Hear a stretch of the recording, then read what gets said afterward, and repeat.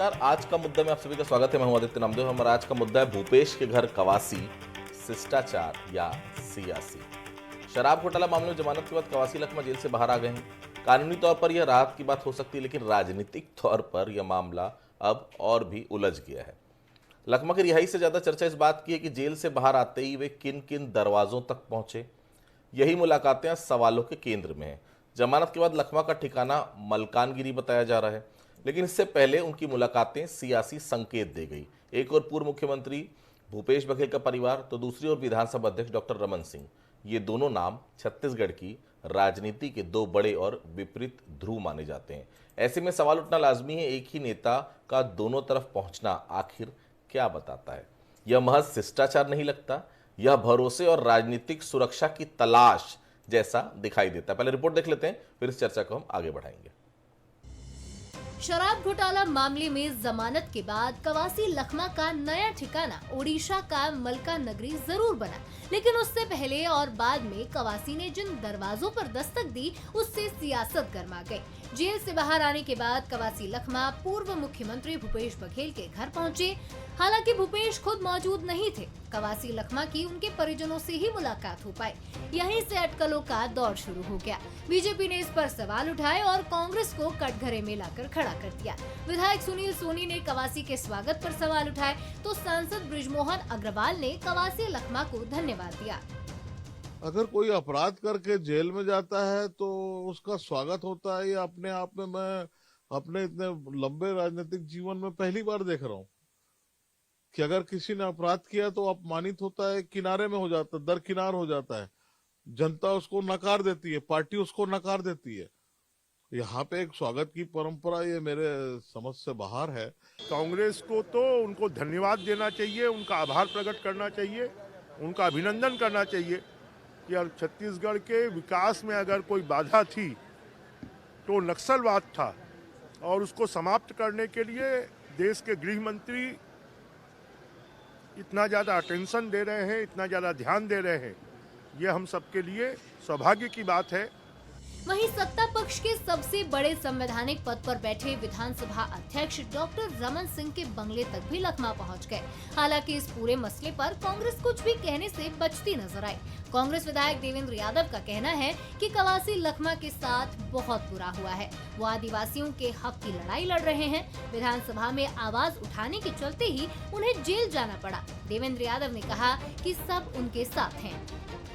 देखिए, कवासी जी के साथ बहुत ही बुरा हुआ है। वो आदिवासियों के हक की लड़ाई लड़ रहे हैं। उन्होंने आदिवासियों की हक की लड़ाई लड़ते हुए विधानसभा में मजबूती से प्रश्न उठाए।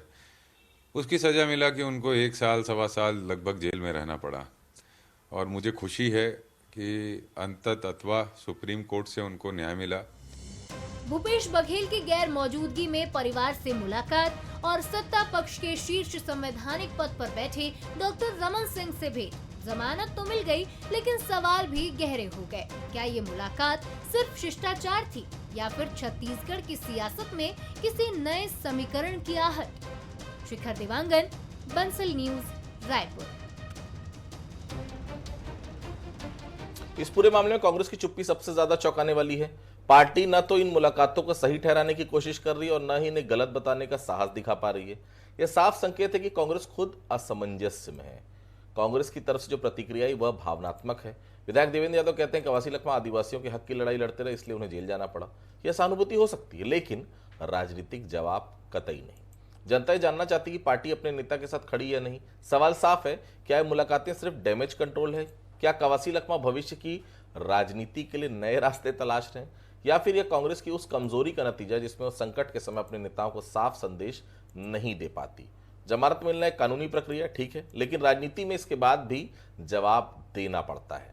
फिलहाल कवासी लखमा रिहाई से ज्यादा कांग्रेस की चुप्पी लोगों को परेशान कर रही है और यह चुप्पी इस पूरे मामले का सबसे बड़ा सवाल बन चुकी है। चलिए हम बहस की शुरुआत करेंगे। बंसल से कुछ सवाल है, क्या कुछ सवाल है? पहला सवाल, कवासी लखमा का भूपेश बघेल के घर पहुंचना संयोग है या सियासी रणनीति? दूसरा सवाल, मुलाकात को लेकर बीजेपी में ही अलग अलग सुर क्यों सुनाई पड़ रहे हैं? तीसरा सवाल, क्या ये मुलाकातें छत्तीसगढ़ की सियासत में किसी नए समीकरण की आहट है? 3 सवाल है जो बंसल न्यूज उठा रहे हैं। मेहमानों से मिलवाना चाहूंगा अभय नारायण जी बिलासपुर से मेरे साथ जुड़े हुए हैं, कांग्रेस के वरिष्ठ नेता हैं, प्रवक्ता हैं, बहुत स्वागत करता हूं उनका। श्रीचंद सुंदरानी साहब हैं, पूर्व विधायक हैं भारतीय जनता पार्टी से, बहुत स्वागत करता हूं आप दोनों का। और डॉक्टर अनिल द्विवेदी साहब स्टूडियो आ गए, थोड़ी देर में वो भी जुड़ेंगे, उनका भी स्वागत करता हूं। सबसे पहले मैं अभय जी के पास चलता हूं। अभय जी, कवासी लखमा आप लोगों के लिए बोझ तो नहीं बन गए?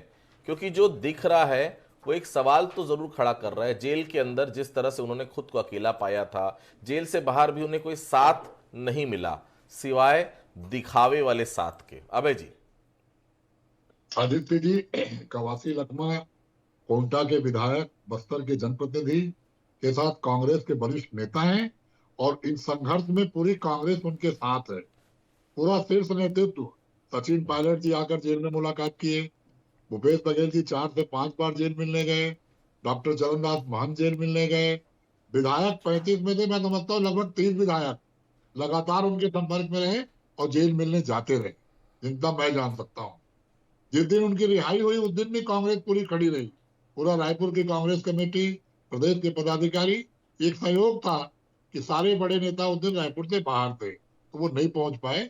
भूपेश बघेल जी आसाम और पंजाब के दौरे पर थे, टीएस बाबा बाहर थे, चरणदास महंत जी अपने क्षेत्र के दौरे पे थे और दीपक बैज जी को बालोद में मनरेगा कार्यक्रम में जाना था तो वो रवाना हुए, क्योंकि रिहाई होते होते शाम हो गई। और आपने देखा, चाहे जतन बघेल की रिहाई हो, चाहे लखमा जी की रिहाई हो, 12 बजे से कार्रवाई करते करते शाम के 6 बजे ही रिहाई ये लोग करते हैं। वहां भी ये लोग लेट करते हैं कि लोग ना पहुंचे। ये भारतीय जनता पार्टी अभी भी उनसे डरी हुई लगती है। रही बात आपने कहा सियासी, देखिए कुछ रिश्ते तो सियासत में सियासी नहीं होते। लखमा जी का संबंध सभी बड़े नेताओं से है और व्यक्तिगत भी है और राजनीतिक रूप से पार्टी में होने के नाते, कैबिनेट में मंत्री रहने के नाते डॉक्टर चरणदास महंत विधानसभा अध्यक्ष थे, भूपेश बघेल उनके मुख्यमंत्री थे। भूपेश बघेल के पुत्र भी कुछ दिन साथ में वहां रहे तो उनसे भी मुलाकातें अंदर में हुई होंगी। तो वो भी था कि बिट्टू बाहर है, वो घर मिलने गए। तो बहुत सी चीजें हैं जिनको हर हमेशा सियासी नहीं सोचना चाहिए। जहां तक डॉक्टर रमन सिंह का सवाल है, कवासी लखमा ने कहा था कि कोर्ट ने मुझे बाहर रहने कहा है, कोर्ट का आदेश मानना है, लेकिन हमारे संरक्षक विधानसभा अध्यक्ष हैं, मैं उनसे मिलकर अपनी बात कहूंगा। ठीक है। तो वही बात कहने और मिलने वो उनसे औपचारिक मिलने गए।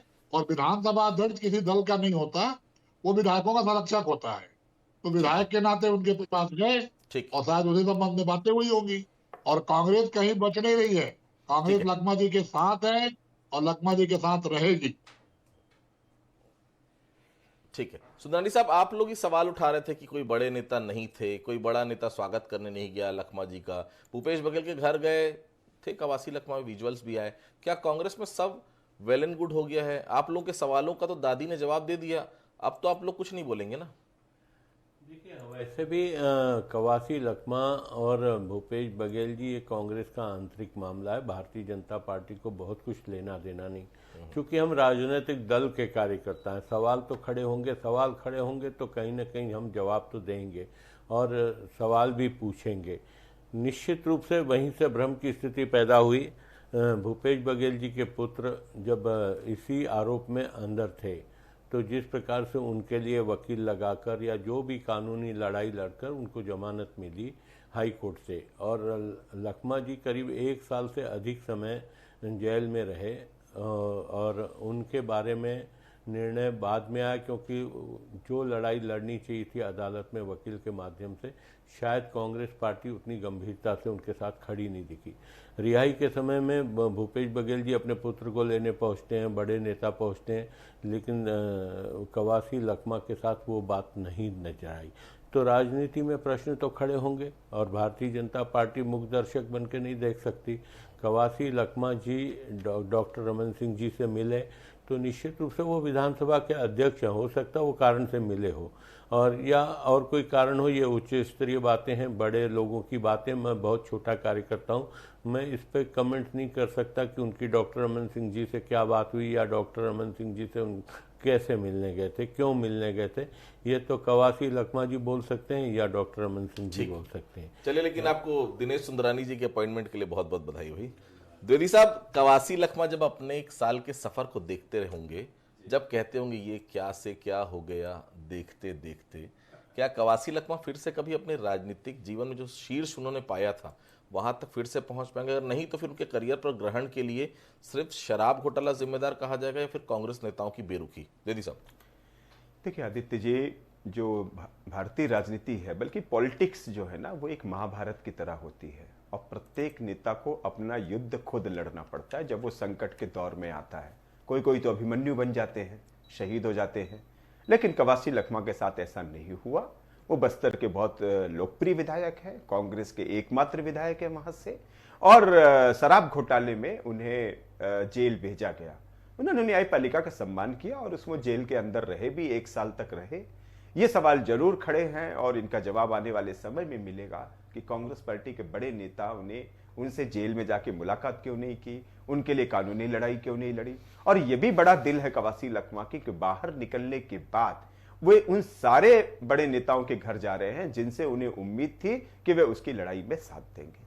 तो समय बताएगा, जनता की अदालत ये तय करेगी कि कवासी लखमा निर्दोष थे या नहीं थे। मतलब ये सब आने वाले इसलिए तो नहीं जा रहे कि अरे धन्यवाद आपने साथ नहीं दिया लेकिन मैं आपका धन्यवाद करता हूं, ऐसा तो नहीं था ना? राजनीति में जो दिखाया जाता है वैसा होता नहीं है और जो होता है वो दिखाया नहीं जाता। इसलिए अभी तो मजबूरी है कवासी लखमा के, क्योंकि केस चलते रहेंगे। पार्टी का साथ उनके लिए नैतिक तौर पर जरूरी है, सामने पार्टी खड़ी रहे न खड़ी रहे अलग बात है। तो ये सारे समीकरणों को ध्यान में देते, फिर उन्हें चुनाव भी लड़ना है तो पार्टी के टिकट की जरूरत पड़ेगी।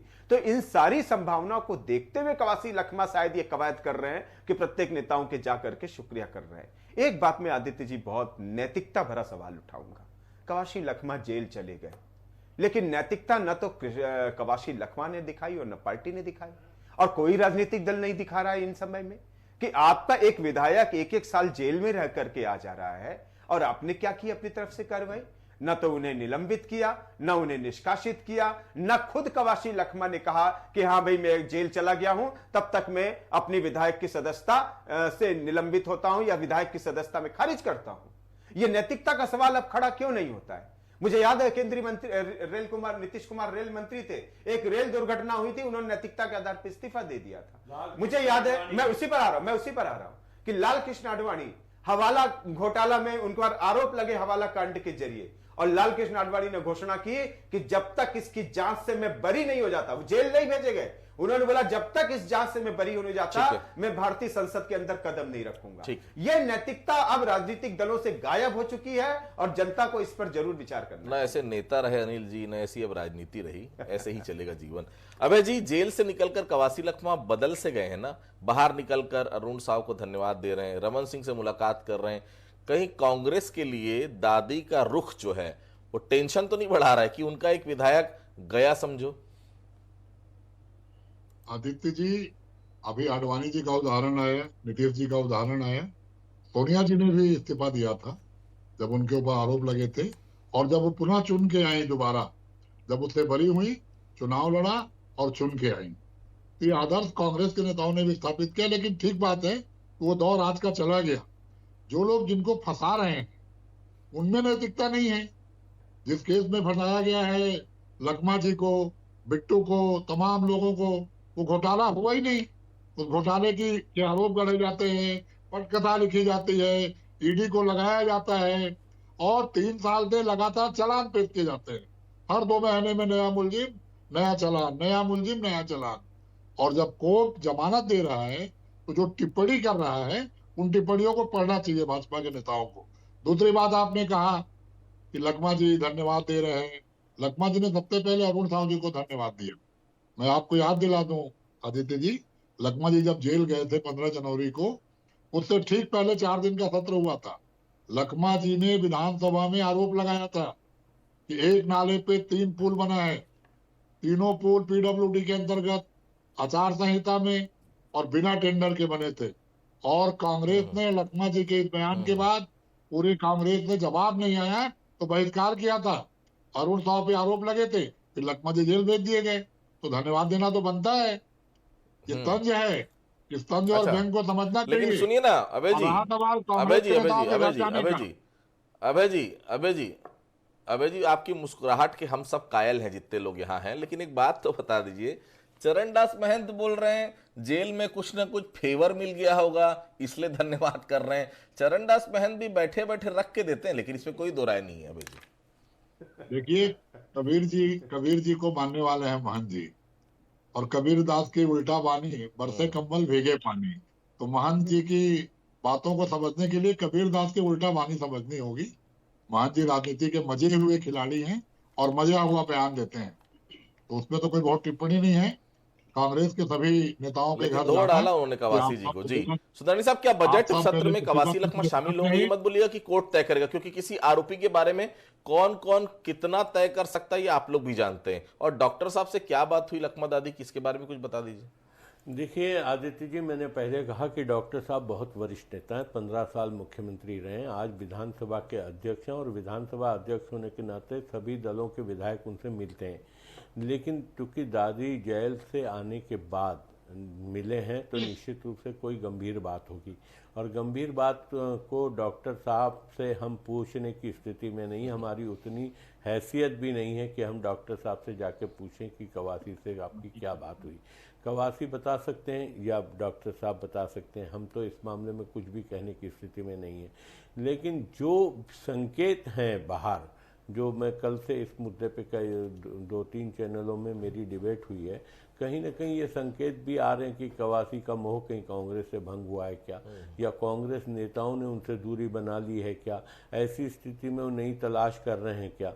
तो वो नई तलाश भी कर रहे हो तो ऐसी स्थिति में मुझे कुछ कहने की स्थिति में मैं नहीं हूँ, जब तक कवासी लखमा हमारे दल के पास आके आवेदन नहीं करते और हमारे शीर्ष स्तर के नेता कोई निर्णय नहीं लेते, क्योंकि मामला मेरे लेवल का तो है नहीं कि सुंदरानी जी की यही विशेषता है। जवाब दे दीजिए भाई, अभय जी बिना कुछ कहे पूछ रहे सब हैं। कुछ कह देते हैं। लेकिन अभय जी देखिएगा, जिस दिन कवासी लखमा अगर आ गए इधर तो सुंदरानी साहब एक शब्द जरूर बोलेंगे, मुस्कुराइए आप बीजेपी में हैं, ऐसा भी बोल सकते हैं। द्विवेदी साहब, क्या कवासी लखमा की मुलाकातें जो हो रही हैं वो राजनीतिक असुरक्षा का संकेत है? कहीं जेल में रहकर कवासी लखमा को किसी ने ब्रेन वॉश तो नहीं कर दिया? बहुत शब्द चल रहा है अभी ब्रेन वॉश। जी द्विवेदी साहब। देखिए आदित्य जी, राजनीति में आदमी सभी संभावनाओं को देखते हुए आगे बढ़ता है, और निश्चित तौर पर जो मैं नेता प्रतिपक्ष डॉक्टर चरणदास महंत ने जो बात कही है, मैं उसी बात को आगे बढ़ाऊंगा। और जब भी कोई व्यक्ति संकट में आता है, जेल में जाता है, तो उसके लिए सभी राजनीतिक दलों के लोग कोशिश करते हैं, क्योंकि व्यक्तिगत रिलेशन होते हैं, कुछ राजनीतिक पर्सनल रिलेशन भी चीज होती है, और इसकी जो आप रिश्ते कमाते हैं ना, उसकी परीक्षा ऐसे ही संकटों के समय में होती है कि हमारा कौन साथ खड़ा हुआ और विपक्ष का कौन व्यक्ति खड़ा हुआ। अगर डॉक्टर रमन सिंह ने के यहां मिलने वो गए कवासी लखमा ने, तो निश्चित तौर पर इसके पीछे ऐसी कोई वजह होगी, क्योंकि चरणदास महंत जी ने स्पष्ट कर दिया कि जरूर उन्हें कुछ फेवर मिला होगा।